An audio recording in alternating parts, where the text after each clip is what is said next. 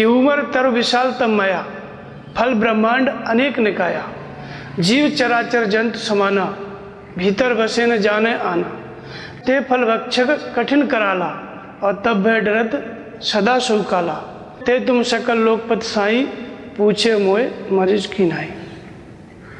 उन्होंने वर्णन किया कि उमर तर विशाल तब माया। हमें जब माया को जानना होगा तो अपने अंदर जानना होगा।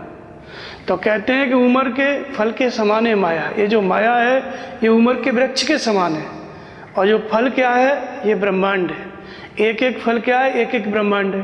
बाहर ब्रह्मांड है और भीतर फल क्या है, हमारा जो शरीर है ये भी एक ब्रह्मांड है।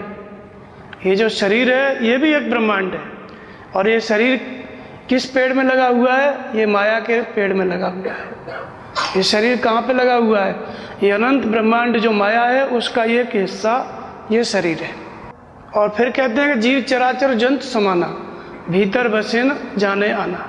उस फल के अंदर बहुत से जीव रहते हैं, ऐसे ही इस शरीर के अंदर भी बहुत से जीवाणु रहते हैं। पूरी पृथ्वी खत्म हो जाए, एक जोड़ा मनुष्य का बचा रहे, बस एक स्त्री एक पुरुष, ये पूरी पृथ्वी समय लगेगा फिर मानव जाति से भर जाएगी।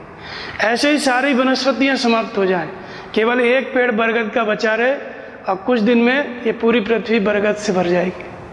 तो ये जो शरीर है, शरीर दिखता जरूर है लेकिन इसके अंतराल में अनंत शरीर है। जैसे गूलर के फल में बहुत सारे जीव होते हैं ना, जीव चराचर जंतु समाना, ऐसे ही शरीर के अंतराल में बहुत सारे शरीर हैं, करोड़ों शरीर हैं। वे शरीर सब कहाँ पर हैं, ये सब शरीर हमारे मन के अंतराल में है। हमारे मन का एक एक संकल्प, एक एक विचार, एक एक शरीर है। तो जो एक एक कल्पना है ये एक एक शरीर है। तो ये एक एक कल्पना है, जब शरीर धारण करोगे तो मृत्यु को भी प्राप्त होगे, जन्म लेंगे तो मरेंगे भी।